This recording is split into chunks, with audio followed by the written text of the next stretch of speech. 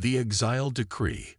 Commander Maya Chen stood motionless as the Concordium's verdict flashed across the massive holographic display. The alien faces surrounding her, some with multiple eyes, others with peculiar breathing apparatuses, a few resembling nothing remotely humanoid, all stared with a mixture of satisfaction and wariness. The grand chamber of the Concordium fell silent as the final tally appeared. 378 species for exile, 29 against, 43 abstentions. "The Assembly has spoken," announced High Arbiter Vexlor, a 12-foot-tall being whose crystalline body pulsed with bioluminescent patterns. "Humanity is deemed too unpredictable and potentially hazardous for continued participation in galactic affairs." The massive alien's voice reverberated through the chamber. "All human settlements, stations, and vessels must withdraw to the Sol system and its immediate surroundings within one standard galactic cycle. A quarantine barrier will be established and maintained by Concordium forces. The vote is binding and final." Commander Chen inhaled slowly, her military posture betraying no emotion. As Earth's final ambassador to the Concordium, she had anticipated this outcome for months. The recent skirmish at Alpha Centauri, where human miners had developed unauthorized defensive capabilities against Drolixian pirates, had been the perfect excuse for the long-brewing exile vote. "The representatives of Earth hear and acknowledge the Concordium's decision," Chen replied, her voice clear and unwavering. "We will begin immediate compliance with the withdrawal timeline." A ripple of confusion moved through the chamber. The Jandri delegate, whose species had led the charge for humanity's exile, fluttered its wing membranes in apparent agitation. "You offer no protest, no appeal." The Jandri's translator device converted its high-pitched clicks. Chen maintained her composure. "The Concordium has exercised its authority under the Charter of Worlds. Earth respects the process, if not the conclusion." She bowed slightly, a human gesture that had never quite translated properly to most alien cultures, and turned to leave. Before reaching the chamber's exit, she paused and addressed the assembly one final time. "We will comply fully with the terms of exile. Expect no resistance." As the doors closed behind her, the chamber erupted in concerned murmurs. Outside in the private diplomatic corridor, Chen's second-in-command, Captain Eli Rivera, fell into step beside her. "That went about as well as expected," Rivera muttered. "Better," Chen corrected. "They're suspicious of our cooperation. That buys us time." Rivera nodded. "The evacuation protocols are already active. Colonial outposts in the Arcturus sector began dismantling operations 4 hours ago. The mining stations in the Kuiper Belt extensions are wiping their databases and loading essential equipment. And Operation Starfall." Rivera lowered his voice further. "Dr. Kamala's team reports Phase 1 is already at 67% completion. We're ahead of projected timelines." A ghost of a smile touched Chen's lips. "Excellent. The Concordium believes they're punishing us. They have no idea what they've just done." Within 48 hours, the galaxy witnessed something unprecedented. The most orderly, efficient mass evacuation in recorded history. Human colonies, some established for generations, packed up with military precision. Research stations downloaded their findings, wiped their systems, and departed in neat convoys. Trading outposts liquidated inventory and withdrew without complaint. On the agricultural world of New Eden, where human farmers had spent decades terraforming harsh terrain into fertile fields, local supervisor Malik Jackson oversaw the final shutdown procedures. "Sir," one of his young assistants questioned, "shouldn't we leave some of the irrigation systems for whoever comes next? We spent years designing them for this planet's specific soil composition." Jackson shook his head. Command was clear. "We take everything of value. Nothing stays behind." "But the charter off." "The charter no longer applies to us," Jackson interrupted. "We've been cast out. We owe them nothing." He pointed to the massive harvesting machines being loaded onto transport ships. "Every bolt, every seed, every piece of tech comes with us." Across human territory, the scene repeated with eerie similarity. Humanity withdrew with clinical efficiency, leaving behind only empty buildings and barren outposts. No sabotage, no hidden traps, no angry messages, just immaculately clean abandonment. In the Concordium's Security Council, Delegate Teixeira of the Illuvian Collective reviewed the surveillance reports with growing concern. "This isn't normal," she told her colleagues. "I studied 17 species who faced exile or sanctions in the past. All showed patterns of resistance, attempted appeals, diplomatic pleading, even isolated violence. The humans are exhibiting none of these behaviors." High Commander Zox, the militaristic leader of the Vornax Imperium, leaned forward. "Perhaps they simply acknowledge the futility of resistance. Our combined fleets outnumber theirs 100 to 1. Teixeira's antennae twitched in disagreement. "Or perhaps they know something we don't."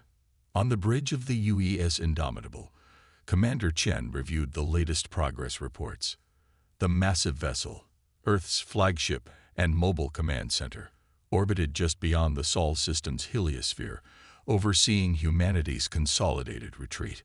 Final evacuation numbers, Captain Rivera. 96% complete, Commander. The last research vessels from the Deneb sector will arrive within 18 hours. Colonial evacuation from the outer systems is proceeding ahead of schedule. Chen nodded, studying the holographic display showing hundreds of human ships converging on predetermined coordinates throughout Earth's newly restricted territory. "And our special projects." Rivera handed her a secure data tablet. "Dr. Kamala requests your presence at Charon Base. The Starfall prototype is ready for preliminary testing." Chen's eyes gleamed as she reviewed the encrypted data. "Tell the Council of Nations I'll be attending the demonstration personally." 3 days later, Chen stood in a heavily shielded observation room carved deep into Pluto's largest moon. Before her, through reinforced windows, dozens of scientists worked around a device that defied conventional understanding. A swirling mass of energy contained within interlocking rings of dark matter stabilizers. Dr. Indira Kamala, Earth's foremost physicist, approached with barely contained excitement. "It works, Commander. All simulations confirm functionality at 93% efficiency, far beyond our most optimistic projections. And the Concordium's sensors, completely blind to it. The quantum field disruption extends precisely to the quarantine boundary, and no further. They can't detect what we're doing." Chen studied the pulsing device. "How soon until full deployment?" 4 months for the primary network. Another 2 for complete coverage. "The evacuation will be complete in 3 weeks, Chen mused. "That gives us breathing room." Dr. Kamala hesitated. "There's more, Commander." The unified field experiments yielded unexpected results. The technology isn't just revolutionary, it's transformative. We're seeing applications that go far beyond our initial goals. Explain. "We started this project as a defensive measure, a way to ensure humanity's survival if the Concordium ever turned hostile. But what we've created," Kamala's voice dropped to a whisper, "it changes everything. The fundamentals of physics as understood by every species in the galaxy, except us." Chen's expression remained stoic, but her eyes betrayed a flash of understanding. "Are you telling me Operation Starfall has evolved beyond its defensive parameters?" "I'm telling you," Kamala replied, "that the Concordium didn't exile us, Commander. They set us free." Back in the Concordium Security Council, the surveillance teams reported an unsettling development. All observation of human space had become impossible. Some kind of interference field had been established precisely at the quarantine boundary, rendering all conventional sensors useless. "They're hiding something," Teixeira insisted. High Commander Zox dismissed her concerns. "Of course they are. Pride demands they maintain some illusion of dignity. Let them hide behind their technological tricks. Contained within their tiny corner of the galaxy, they pose no threat." Teixeira wasn't convinced. "We should send probe ships across the boundary. I don't trust this silence. And risk a diplomatic incident when we've just resolved the human problem." Absolutely not, Zox replied firmly. The humans have accepted their exile with unusual grace. Let's not provoke them unnecessarily. On the Indomitable, Commander Chen addressed her senior officers. The ship's command center had been transformed into a secure briefing room, with all external communications disabled. Operation Starfall enters its final phase today, she announced. For decades, humanity has played by the Concordium's rules. We've suppressed our research, limited our expansion, and submitted to their technological restrictions, all to maintain the peace. She activated a holographic display showing the Sol system and surrounding space. Within the projection, points of light began to glow at key locations. That ends now. The Concordium believes they've contained us within a cage. Instead, they've removed our last constraints. Captain Rivera stepped forward. The final components of the Starfall network will be in place within 90 days. Once activated, humanity will possess capabilities that the Concordium cannot match or even comprehend. Chen's eyes swept across the room, meeting the gaze of each officer. The galaxy voted to exile Earth, she said with quiet intensity. Soon they'll discover what happens when humanity is unchained. The celestial checkmate. 6 months after the exile decree, Jandri Ambassador Lith paced nervously in his private chambers aboard the Concordium's central station. The data before him couldn't be accurate, yet 3 separate intelligence sources had confirmed the same impossible observation. Human ships had been detected simultaneously at opposite ends of the galaxy, thousands of light years from Earth's quarantine zone. When summoned to an emergency session of the Security Council, Kaleth found the chamber already in disarray. Representatives from 24 species argued loudly while High Arbiter Vexlor attempted to restore order. Silence. The crystalline being's voice boomed. We must address these reports with rationality, not panic. Chiara of the Illuvian Collective stood at the center of the chamber, her normally composed demeanor visibly shaken. The data is conclusive, she stated. Human vessels have been observed in the Antares sector, the Cygnus Arm, and most alarmingly, directly adjacent to the Jandri homeworld. They appear to be using some form of transportation technology, unknown to Concordium science. High Commander Zox slammed his armored fist onto the table. Impossible. No species has mastered instantaneous travel. The energy requirements alone would be beyond our understanding, interrupted a new voice. All heads turned toward the chamber entrance. Commander Maya Chen stood in the doorway, flanked by 2 human officers. She wore a crisp military uniform bearing insignia none of the aliens recognized. How did you enter this chamber? Vexlor demanded. This station is protected by security systems we disabled 13 minutes ago. Chen replied calmly, walking to the center of the room. Don't worry, we've caused no permanent damage. The chamber erupted again until Vexlor's resonating form pulsed with enough intensity to silence everyone. Explain yourself, Commander Chen. Your presence here violates the terms of humanity's exile. Chen smiled slightly. I've come to inform the Concordium of a change in circumstances. She activated a small device on her wrist, and a holographic display materialized above the council table. It showed hundreds of points of light spreading throughout the galaxy, each representing a human vessel or installation.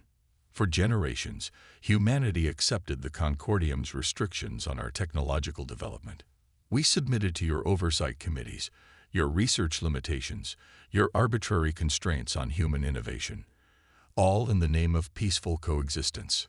Chen's voice remained measured, but carried easily to every corner of the chamber. The exile vote changed that relationship irrevocably. In separating us from your galactic community, you also severed the agreements that held back human potential. Kaleth's translator struggled to keep up with his agitated clicks.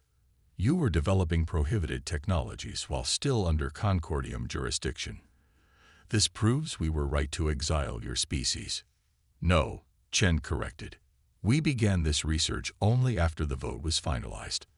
Operation Starfall was designed and implemented during our withdrawal period. a contingency plan activated only when you forced our hand. Chera's analytical mind was already processing the implications. The efficiency of your evacuation was necessary to buy us time. Chen nodded. Every human colony, outpost, and vessel withdrew with precision because we needed those resources concentrated for what came next. She expanded the holographic display to show a network of interconnected energy fields extending from Earth. Dr. Indira Kamala's team made a breakthrough in unified field theory that your scientists declared theoretically impossible. We've created a network that allows instantaneous travel between any 2 points in space without traditional limitations of distance or energy. The implications stunned the Council into silence. Such technology would transform the fundamental balance of power in the galaxy. We call it the Starfall Network, Chen continued. As we speak, humanity is establishing outposts throughout the galaxy, far beyond our former territories. We're not confined to the quarantine zone you established. In fact, we're no longer bound by conventional spatial limitations at all. High Commander Zox recovered his composure first, his warrior instincts immediately assessing the tactical situation.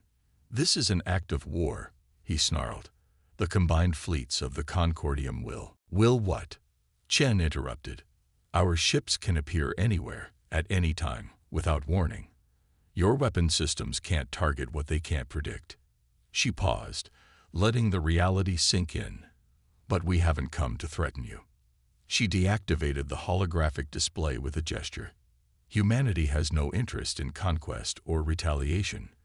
We simply refuse to be caged. Vexilor's crystalline form dimmed slightly, a sign of intense concentration. What are your demands, Commander? We have none. This isn't a negotiation. It's a notification. The exile decree is now functionally unenforceable. Humanity will expand throughout the galaxy as we see fit. The implications rippled through the chamber. In 6 short months, humanity had transformed from an exiled species to perhaps the most formidable power in known space. However, Chen added, we are prepared to offer something in return for peaceful recognition of our new status. Chera leaned forward. What could you possibly offer that would balance this disruption to galactic order? Controlled access to the Starfall Network, Chen replied. Not the technology itself, but transportation services, scientific cooperation, and mutual defense agreements. The chamber erupted again in a mixture of outrage, fear, and from some delegates, cautious interest. Aboard the Indomitable, which now orbited the Concordium station in clear violation of a dozen spatial regulations, Captain Rivera monitored the diplomatic feed with Dr. Kamala. Do you think they'll accept our terms? Rivera asked. Kamala smiled. They don't have much choice. The Starfall Network gives us an insurmountable advantage. But more importantly, it solves problems that have plagued the Concordium for centuries. Resource distribution, disaster response, scientific exploration. Some species will resist, Rivera noted. The Jandri led the exile vote. They won't easily accept humanity's return, especially in a position of strength. Which is precisely why Commander Chen chose to appear in their home system first, Kamala replied. A demonstration of capability, but without aggression. Classic Chen. 3 days of tense negotiations followed. The Concordium's initial demands, that humanity dismantle the Starfall Network and return to the quarantine zone, quickly gave way to reality.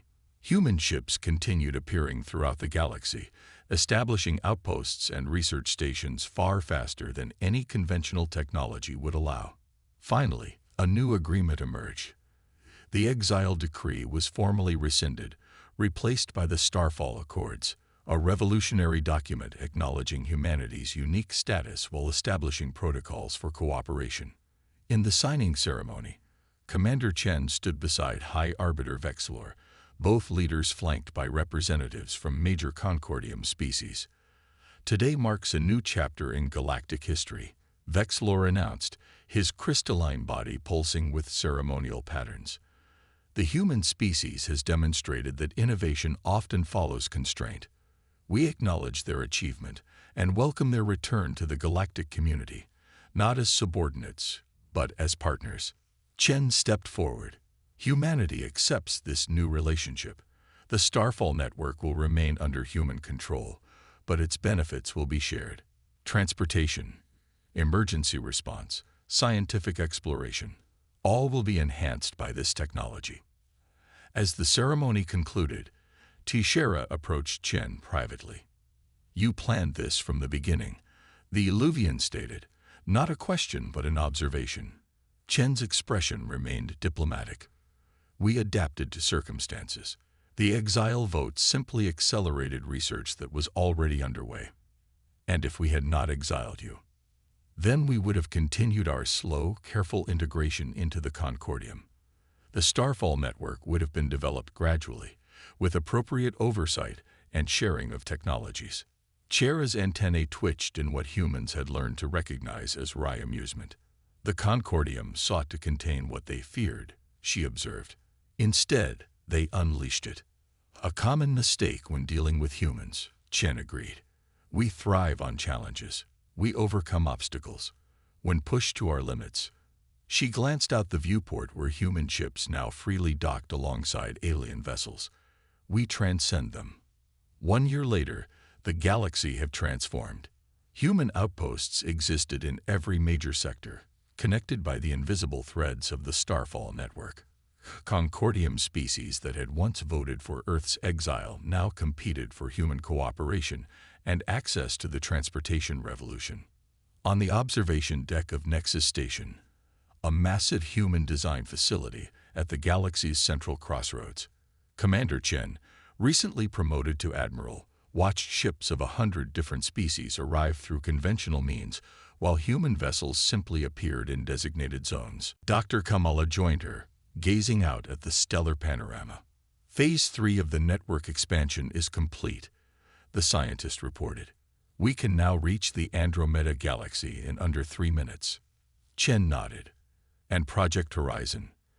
The first extragalactic outpost will be established next month. We're going further than any Concordium species ever dreamed possible." Chen allowed herself a rare smile. "They voted to exile Earth, thinking they were containing a problem. Instead," Kamala finished, "they set us free to reach the stars. The galaxy had intended to quarantine humanity. Instead, they had removed the last chains holding back a species that refused to accept limitations, a miscalculation that had forever changed the cosmic order."